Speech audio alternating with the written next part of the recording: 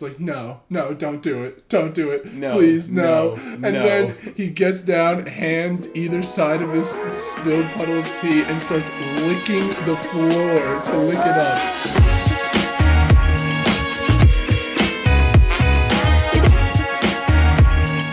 Okay, we're back again. So we're kicking this off with what classes would I take if I went back to college? Yes, where we left the last one off. And I'm paying no money.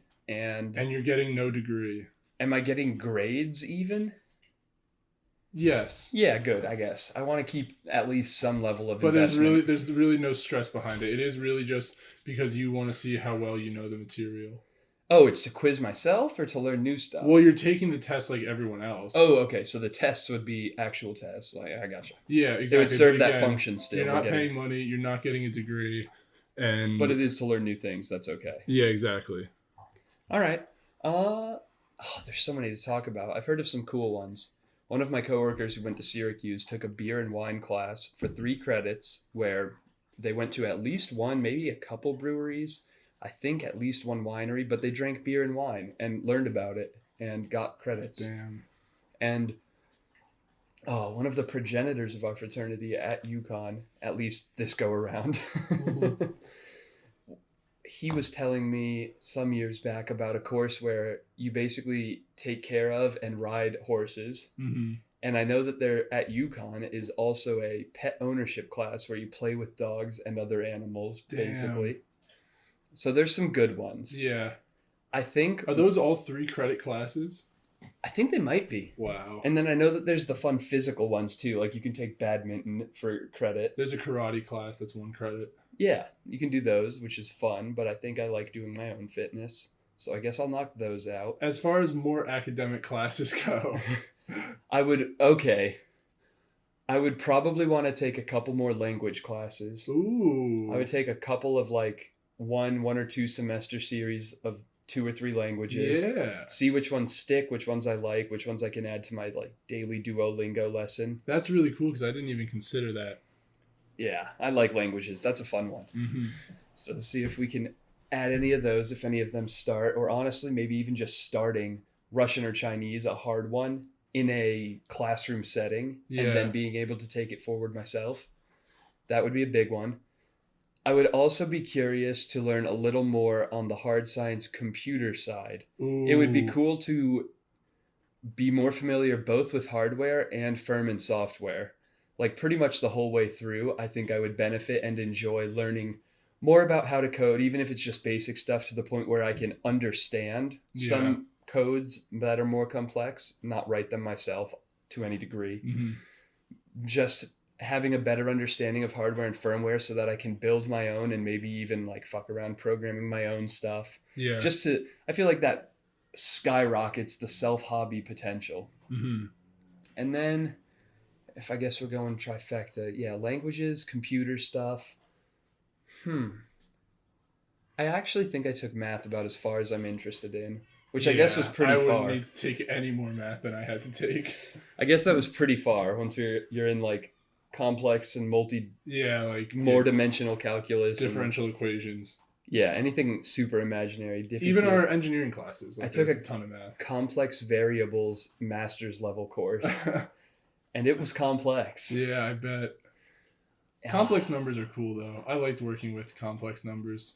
I liked understanding, even if I don't know by any stretch all of them, or even if I don't know the ones I did learn particularly well to this day, I appreciate the perspective it gave me on kind of like a meta level, stepping back from even circular coordinates or how north, south, east, and west function into cylindrical and just different types of geometry. I appreciate how it kind of can have a paradigm breaking effect where you step back and are like, oh, things can be weird or things can be different. And I think that you can take that knowledge and apply it to a lot of other fields where you realize that things are the way they are because they're constructed the way we did and we've run with it. So I like that input less than actually doing any more math at that level. Yeah. Here, come back to me in a second. I want to hear some of your thoughts. Okay, so one that I would definitely do is psychology. Because I came out of high school wanting to do psych and then was scared out of it, basically.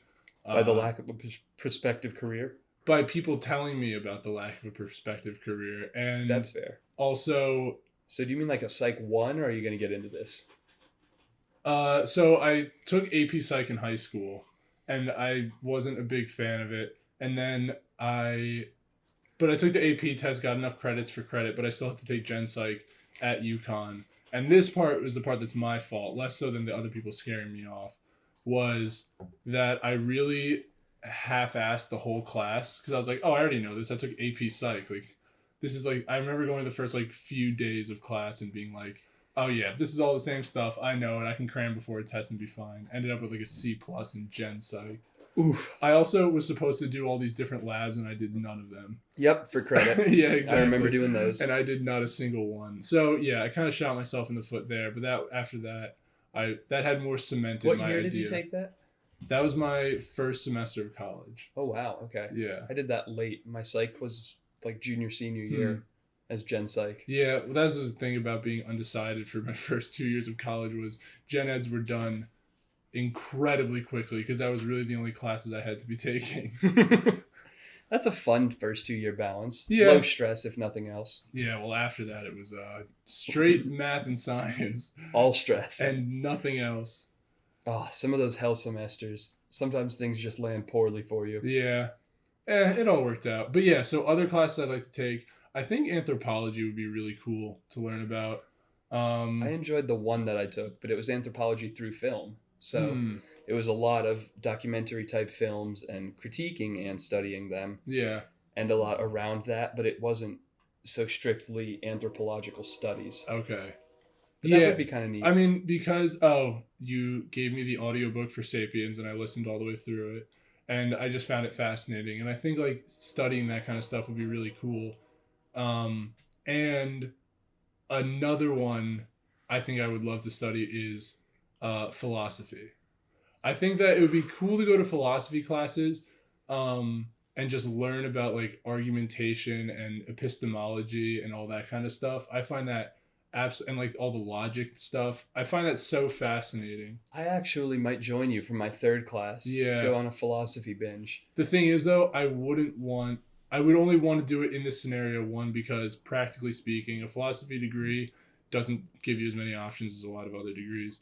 And two, it's just a lot of required reading, and I would want like the low stress of being able to be like, I'm not going to read that. And just like do more of the stuff that actually interests me in it. I think I would probably read most of them. At least if they were old stuff. I get less interested in the soft sciences when they become recent research studies and papers. But in the things that are the foundations, like when you read Plato's Republic, I read that on my own time because I was curious about it. I read Brave New World 2 years before I took the class where you read Brave New World. So that was another round. Like, I want to be learned in these things that are, paragons of educational system quality. I want to know these things, so I would probably do the readings with less gusto if they were modern. Yeah. I'm trying to think. Computer science is probably another one I'd do, but if I didn't have the stress of legitimately having to do it because I'm paying and getting a degree or whatever, you wouldn't learn. Yeah, I wonder if I would actually have the stamina to keep up with it just out of interest. Because it's difficult material. Oh, yeah. I don't doubt that. I always approach it from like a jack of all trades. Like where you picked 3 basically specific course tracks. Mine were languages, which is quite a spread. Computers, which again, quite a spread. And I'm imagining going, 2, maybe 3 classes deep. I guess picturing an 8-semester, 4-year thing for this fun stint. Yeah, maybe 6, 7, 8 classes in it spread across the whole range of computers. Yeah. So not 5 classes deep down any one tunnel. This is exactly how I play Fallout and every other RPG. I make very balanced characters. And I think that reflects my general philosophy about maintaining as many choices and options as possible. It's interesting that neither one of us chose any art classes.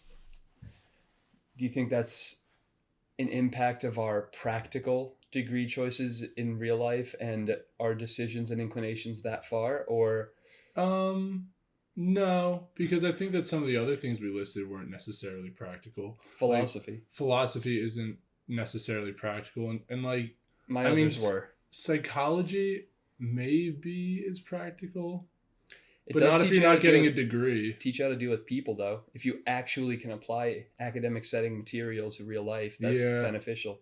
Like with math, Yeah. and how that, you know, kind of became a larger than math lesson. Mm-hmm. It also taught me that I'm good at math lasts up to a point. That's so true, dude. Yeah, natural ability in math can only take you so far. To be blunt and objective, crushed high school calculus, slammed the AP exams with low stress and fives. I got my first shock of college when I was taking multivariable. I was taking honors multivariable calculus my first semester in college. Damn. And my very first test came back. I actually don't even know at this point. It might have been a C, it might have been a D, it might have had a plus or a minus on any of those. Yeah. But whatever it was bad. Uh-huh. And like significantly worse than I had dealt with all the way through high school. And that was my immediate early first test in semester of 1 wake up call to, okay, you have to put in work. Yeah. And after that, it was fine. And I did well through the last tests and crushed that class. Linear algebra, I had a crazy teacher who made no sense. He had a Joe Biden rambly quality about him. And after maybe half a semester, I stopped going to class, the only one I ever didn't go to in college, and I got an A in it. And then I took differential equations and got an A. And then I took complex variables and struggled all the way to like a B or a B plus, and knew in my heart, like, this is where my math ability stops.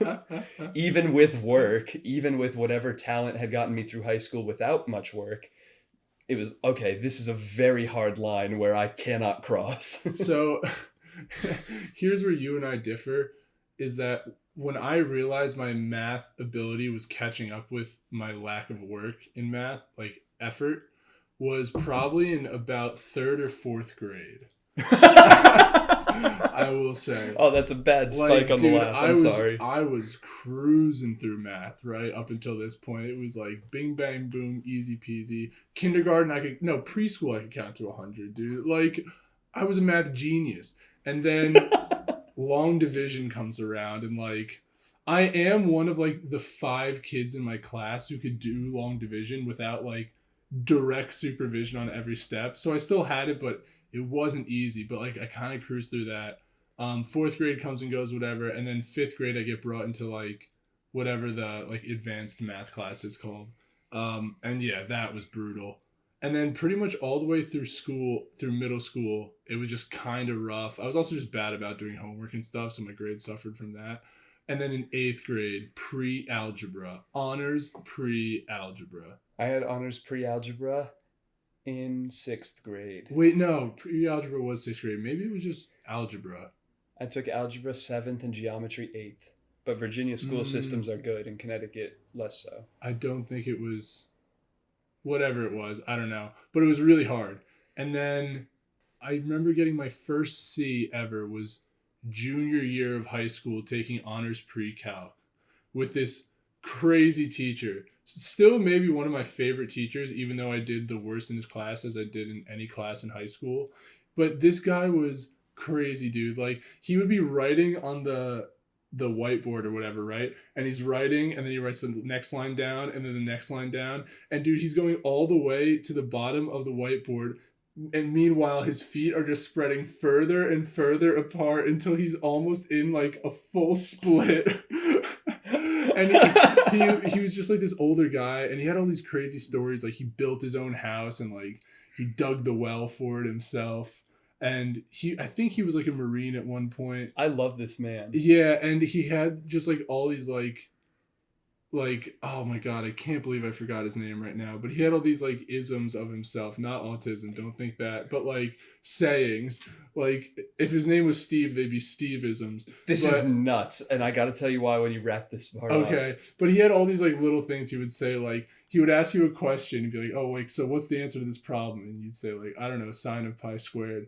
And then he'd be like, would you bet the ranch on it? Like that kind of stuff. Or he would like take us through like all the stuff really quickly, like the early just like definitions of theorems. And then he would like do one problem with it. And he'd be like, all right, you see that? That's child's play. And then he would like go on to go more and more complicated. And I just didn't do the homework in this class, and I didn't study in this class, and yeah, I pulled a C, and I was like, deserved, but geez, that was the hardest class I've ever taken. And that's when math wasn't for you? Yeah, the year after I was in calculus, which was like above most kids, but not that AP calculus. Most kids were taking pre-algebra at that point. Or algebra at that, or whatever it was. Actually, no, we had calc that wasn't AP. You're right. But my math teacher for Calc AB and Calc BC, junior and senior year, we could fill a dozen podcasts with this man. Oh, yeah. Mr. Bourgeois, his actual name. So Bouge. Yeah. Not Mr. Bouge, Bouge. Just Bouge.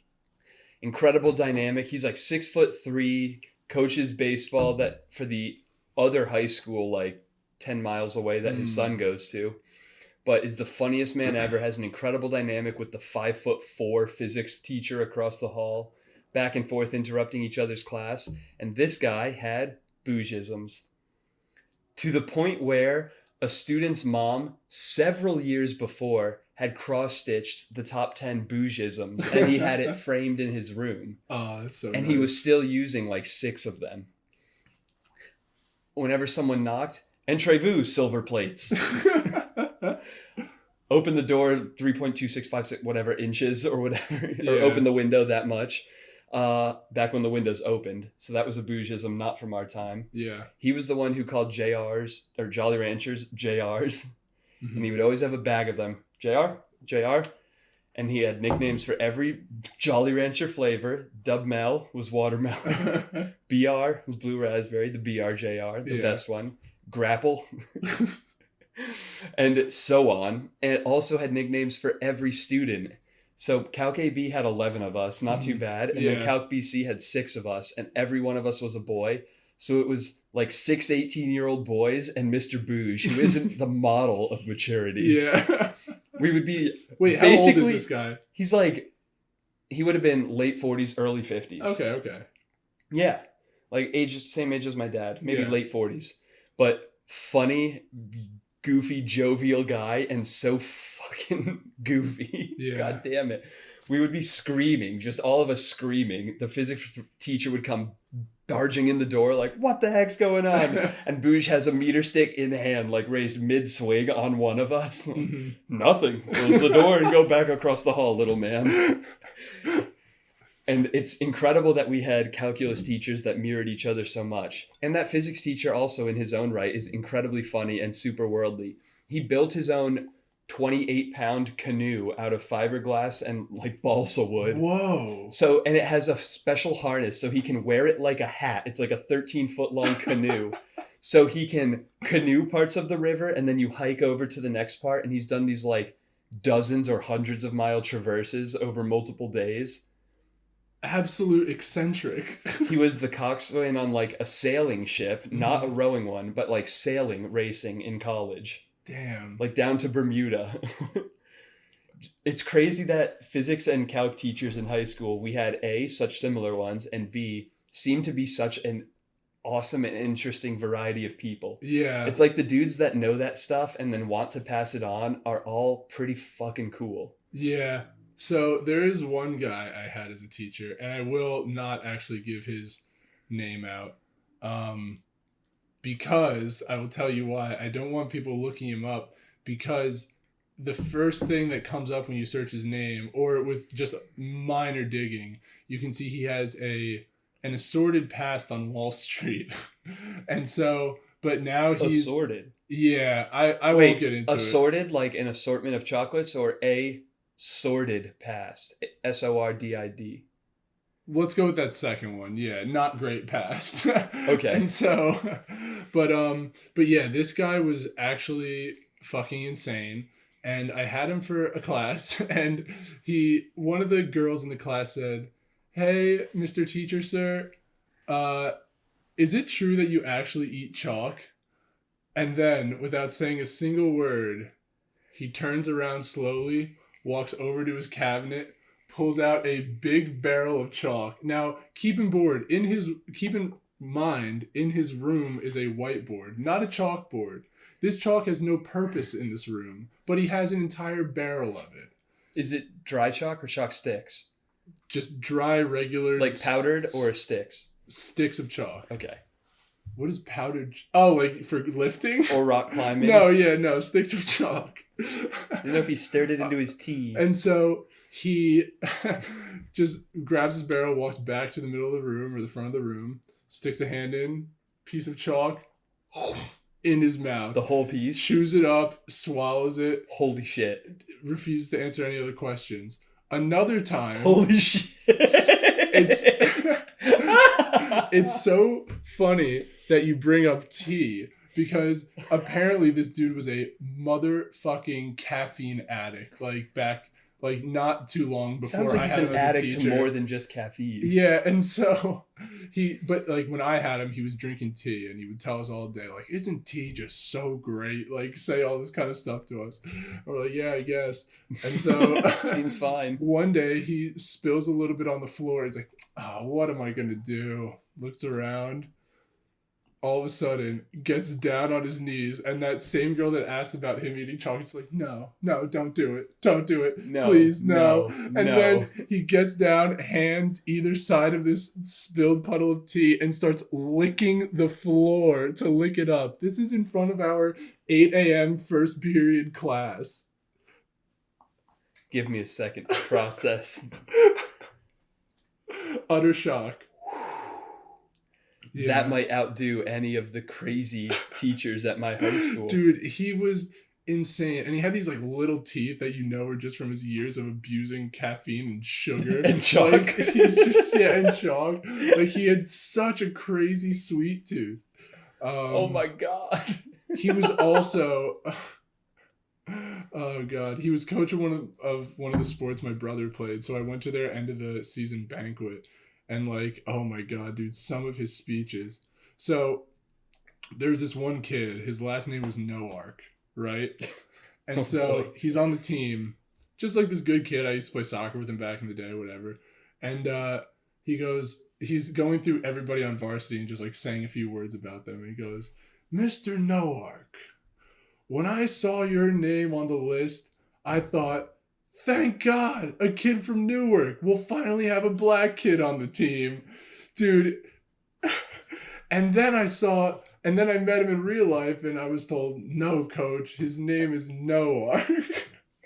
This was his big joke to a room full of parents, siblings, cheerleaders. Some kids are black and parents are black in the room. This dude Did he get any laughs? Uncomfortable ones. I don't remember. I'll be honest. Oh my God. I was just like, what the fuck? I don't think it was too uproarious laughter. But yeah, it was. I was just like, Jesus Christ, this man has no shame. Do you think it was insane. Alcoholism looking back? I think it was cocaineism at some point. I think at a lot of points. Sounds like this man pressed cocaine into sticks of chalk and then ate them. Yeah, he was, and he also had all of his isms. Like, I don't know. He would be like, oh. No use crying over spilled tea. He was like, come over to my cleaners. I'm very impressed. And then he would make like an ironing motion to mean impressed. That's such a not good one. Or like... Oh God, yeah, it was. And he also told all these crazy stories. He was telling this one about a school he used to work at, and it was clearly Did they fire him? It was clearly not true. It was clearly not true. But he was just saying how he was working as a teacher at this like, God, inner city school, and it was like all these like bad kids there or whatever, and there was this one girl. And she was this large, just big fat girl. And she had all these like messed up teeth, right? And so, and she was just bad news. And then one day he's walking through the hallways or whatever. And he sees a bunch of kids like all gathering around. Because this girl is like in a fight with another girl or whatever. And so he like comes in there and he breaks the two of them apart. And then like this big girl with the screwed up smile is like still just like hitting him, and he's like, "Hey, you better back off me, Queen No Tifa." And it was just like, again, he says this to a bunch of, it's like racist and insulting and made up and not good. that funny, yeah, and clearly prepared and trying to be like pulled off as spontaneous, but yeah. Oh my goodness, it was, yeah, he was a madman. That's about all I have to say about him. My dad is now a high school teacher. Yeah. Less of a madman, but pretty similar to Bouge, and sounds like you're calc teacher as well. Dude, you taught some high school. I taught some high school at the same high school as my dad. He talked a lot of big stories about stuff like that, breaking up fights. Apparently he's broken up one big fight every year he's been there for like 7 or 8 years now. Damn. And he talked about how every student loved him and all the administration, like, half are bitter at him because he's honest and does his job well, and because he doesn't play by the rules, but he gets shit done. Literally, yes.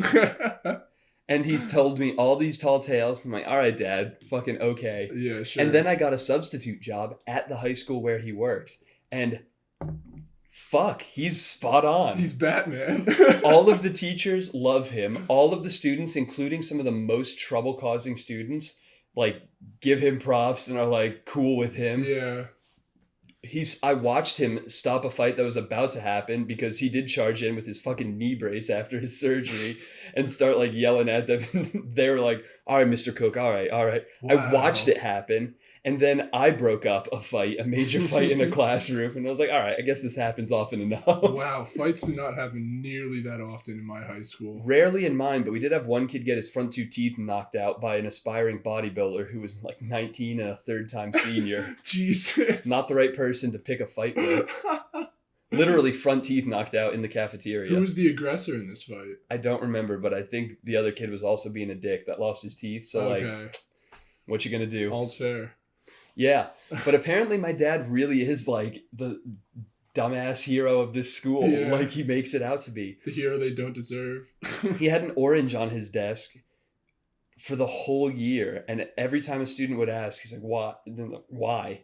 He's like, "I'm going to let it ferment. And then in the spring, we'll throw it out in the courtyard and the squirrels will get drunk on it. It's a science experiment." That's pretty dope, dude. Yeah, it's funny. Whenever I had free periods, I would usually work on my stuff because this was when I was doing the masters. Right. But I wouldn't sit in like the teacher lounge. I would go and sit in his classroom. So I would watch him teach and he would use me as an example or point to me or have me like solve a math problem to just prove that like this isn't that bad. Yeah. And it was really fun to watch him work his magic because honest to God, he has such a strong rapport at that school. He's now the union head, like the representative for all those teachers in the teacher union, and negotiated their new contract with the school. And geez, what else? He coached football and track, and it's been like 8 years. Every year he plays some creepy motherfucker in the teacher play that they put on. Mm-hmm. Oh yeah, like some cowboy. It was a cooking contestant show, and he was some like misogynist Texas guy with a giant hat on that just like made comments at the younger teachers. And he gets away with it, and I thought he wouldn't. So to his credit, I am proven a disbeliever. He's rocking it. Yeah, I go back and forth on whether or not I think the profession of teacher seems fulfilling to me. Like, not like I can see how it is a fulfilling job, but like, would I personally be fulfilled by becoming a teacher? I think that you would do extremely well and really enjoy it. And I substitute taught for 6 months, but for 6 weeks of that, I covered a teacher on maternity leave and wrote the lesson plans, did the grading. Yeah. Like I taught for 6 weeks, and in that much time, knowing I had less responsibility to these kids and less of a connection, still, I was so incredibly invested in it. I feel like you really start caring for those kids, man. You really do. Especially the kids who are like not doing well and trying to. The second a kid who's like doing poorly started putting effort forward, it was like, yeah, I'll be in here during my free period or lunch if you need. I guess I can stay after. Not Tuesdays because I have a class to go to, but otherwise, yeah, immediately. And I think High school seems fun and rewarding in a unique way. Mm-hmm. Below that, you have to really have a passion for it. It's Yeah. tough. Middle school's tough. Well, here's the argument I heard, because when I used to work at Best Buy, I worked with a guy who was becoming a teacher, and at the time he was a substitute teacher. And he taught in middle school. I was like, oh, is that like what you wanted to teach? Did you prefer to teach that over high school or elementary? And he said, yes, because in middle school, you start actually teaching real things, unlike you do in elementary school. Yeah. But unlike high school, you don't have to teach to a test.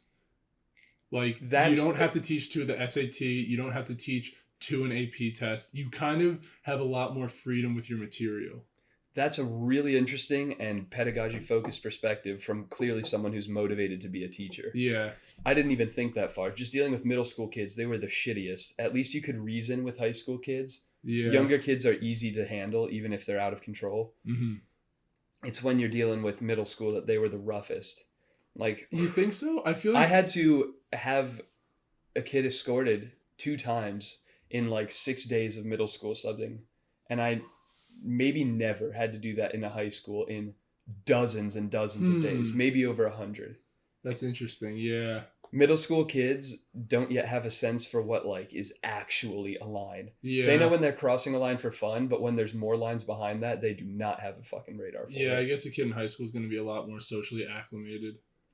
For the most part, yeah. And even the kids that want to cause trouble at that point are more apt to just get up and leave the class than to continue like ruining everything for everyone. Dude, that's the thing, is like, kids can be brutal. Like, when was the last time in your real life you had someone who didn't like you tell you to your face all this shitty stuff about you?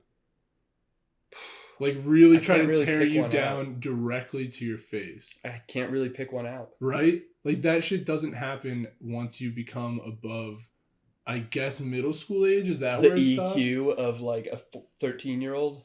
Yeah, I don't know. Like, that doesn't happen in the real world. It shouldn't. Yeah, but it also makes you wonder a lot more, like, how does this person really think about me? I guess that's where, yeah, Stuff paranoia becomes comes much more gated. Yeah, I think after actually doing medicine, where I would most like to end up would be teaching, probably at a medical school. Out of college, yeah. It's definitely between high school, college, and medical school, because those are the 3 where you're really teaching real stuff. Yeah. And at that point, for me, at least, when teachers were actually passionate and excited and energetic, it made the biggest difference. Yeah. That's where the stakes were higher. What it mattered meant more. Mm-hmm. And a good teacher made or broke it. Like, do you remember if your 4th grade teacher was enthusiastic or not? Because for sure that has an impact on your education quality. But like, I had a bond with my 4th grade teacher. We were cool with each other. We were really cool with each other. Maybe a poor example, because I don't think that proves it either way. But I think that academically, in terms of what you are actually teaching, those 3 are definitely the highest weight. Mm-hmm. High school would be fun because there's impressionable, and you can actually, like, if you are genuinely a good and cool and kind enough person, you get on well. Like, I was a hit with high school kids, I think because I was 23, but maybe because it was personality. And I think that is where it starts to work. But college, and it's specifically medical school, it feels like you are one of a privileged few who knows those things. Yeah. And it's more of a propagation of knowledge rather than like cultivating the youth. But I think I would like to do 5 or 10 years of teaching when I can't really practice anymore. I don't know if I would want to teach college, just because, one, I don't think that there's any material I could speak from a high enough level about. You have 50 years or even 30 years to make that. But I feel like, I don't know, I could be very comfortable teaching high school level material. You for sure can. Yeah. I was teaching chemistry, and one of my classes was basically a remedial chemistry, and I was not good at chemistry. Also, if I was a high school teacher instead of a college professor, I could be a high school wrestling coach. Oh, that's exciting for you. That would be dope. Like, wouldn't does that not swing you particularly in one direction, being a high school coach? I played so many sports. I played 4 years of football, 3 years of rugby, 3 years of cheerleading, 3 years of wrestling, 3 years of track. I don't have a strong enough affinity to one to dive in. Fair enough. Like everything else, That's my RPG skill tree. If you were a high school teacher, let's say professor is off the table, would you coach? And if yes, which sport would you coach? Probably yes, for all the other benefits, less than like I'm incredibly passionate about that sport because it's extra connections with students, it's extra involvement with the school, it's extra curriculars that are I think are productive to society and the youth. What sport? I don't think I can do anything half-assed. So if I'm coaching, it's probably a sport I'm going to start watching and studying. It would be really sick if my high school had a rugby team. Oh, yeah. If not, I fall back to... Which one do you think you were the best I would at? see what's orphaned. Like, what if there was a jiu-jitsu club or something that could be coached? That would be sick. Wrestling, I was very mediocre. I'm probably a better wrestler now, just with 6 months of BJJ and 5 years off wrestling than I was when I was a senior. Yeah. Football, I was pretty mediocre, and that causes so much brain damage. I'm like, I don't know if I want to be around football would be fun, but like, and parts of that, I think I could do a really fun job as like strength and conditioning, even if that wasn't my positional coach job, just for the enthusiasm I bring. Maybe that, but I think it would be really, really cool and contra stereotype if I could coach cheerleading. Oh, wow. That would be cool. I like to buck the stereotypes. I would probably go with, if not rugby or like a niche sport like rock climbing and jiu-jitsu at a high school, which is unlikely, probably cheerleading. Oh, dude, could you imagine if I was the cheerleading coach in the fall and the wrestling coach in the winter? I could imagine it. Because, dude, 2 of my coaches on the wrestling team were football coaches, which is obviously the same season. And so that would be so crazy, bro. Steve's about to switch his whole career. That'd be pretty nuts.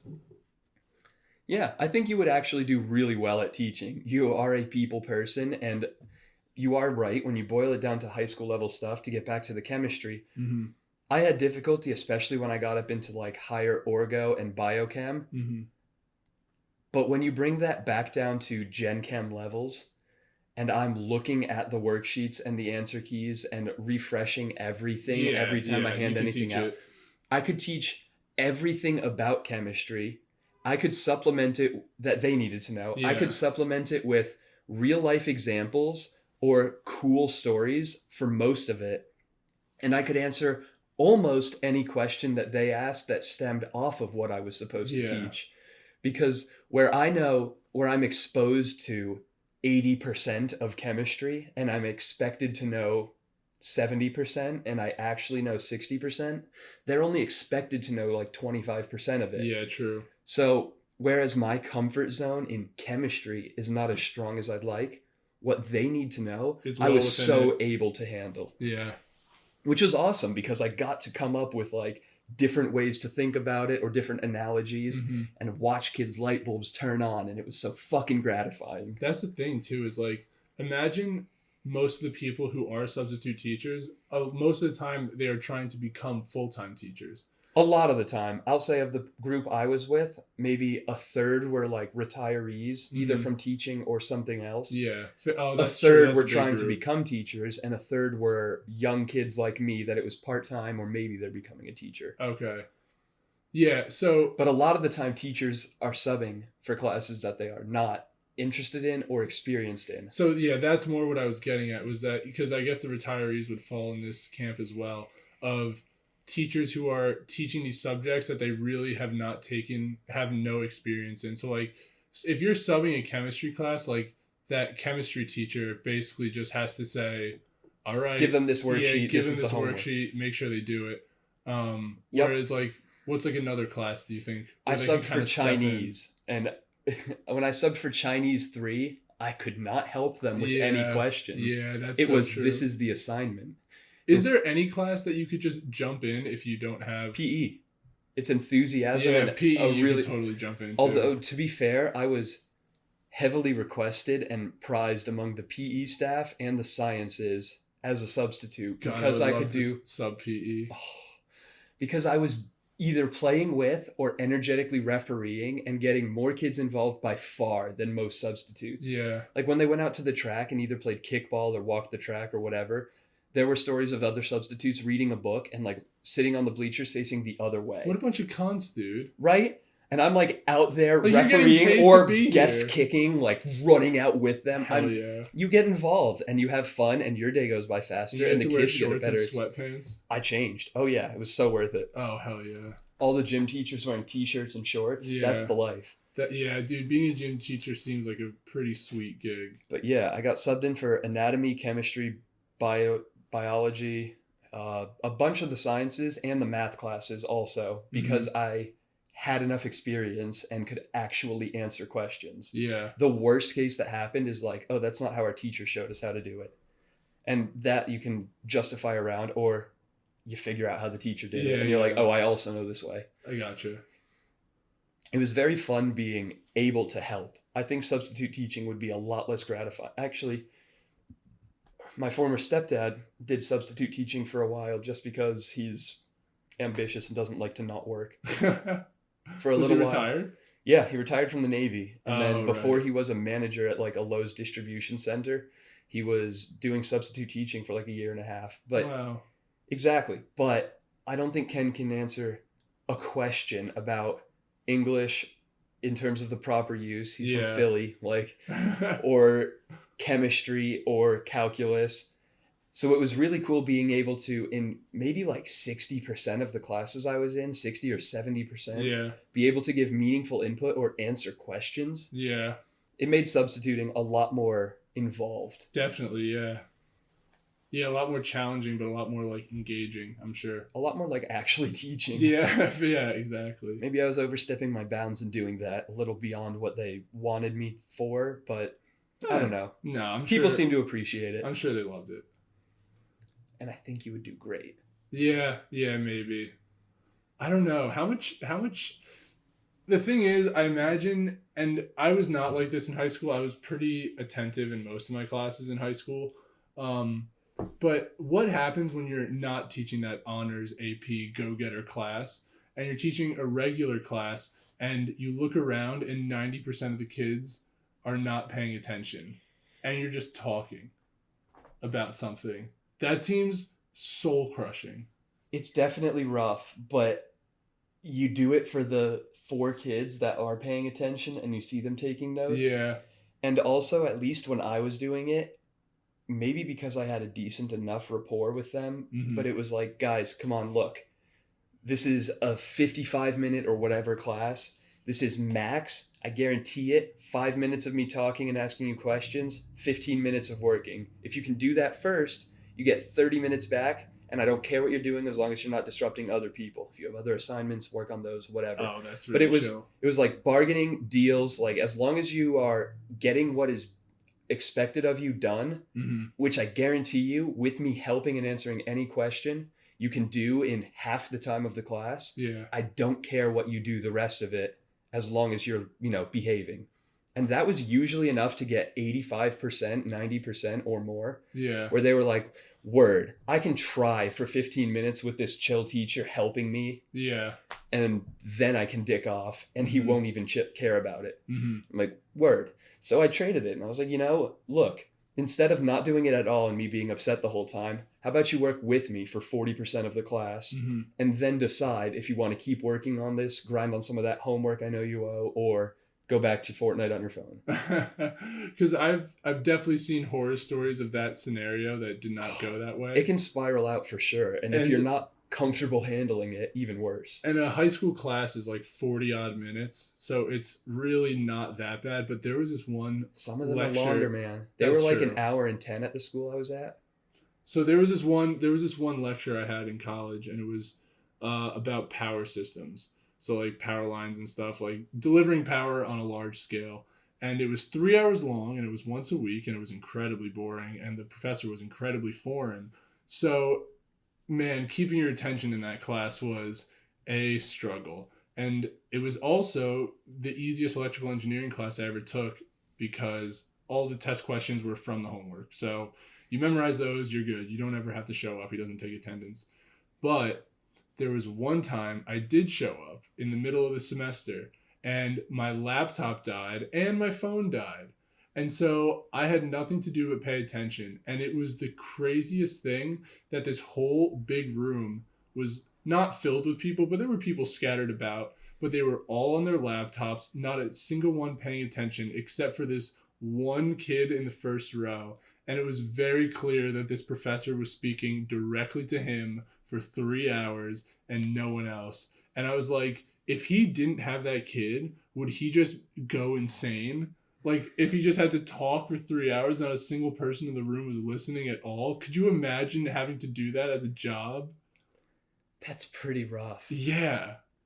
I left halfway through, too. I couldn't take it. Like, he gave us, like, since it was a 3-hour lecture, he would be, like, halfway through, like, all right, if anyone needs to, like, get some water, go to the bathroom, go for it. And then I just left and didn't come back.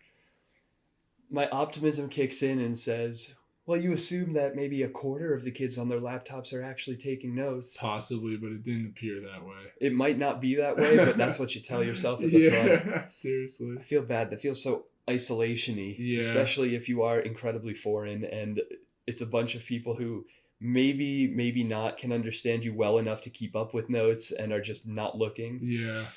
That feels uncomfortable, and I feel empathy for that man. But yeah. At least in the high school, it's a tighter setting, and you can kind of control it if you're able to roll with it rather than fight the crowd. Yeah, definitely. And also, I just think that kids like that have less going on in their lives and also less distractions in the classroom, so they're more likely to pay attention. There's a lot of freedom when you're in college, Dude, for good or for worse. Being able to bring a laptop with internet access to a class was such a detriment to my learning. Like, it would just, if my laptop was open, it was just stealing all of my attention.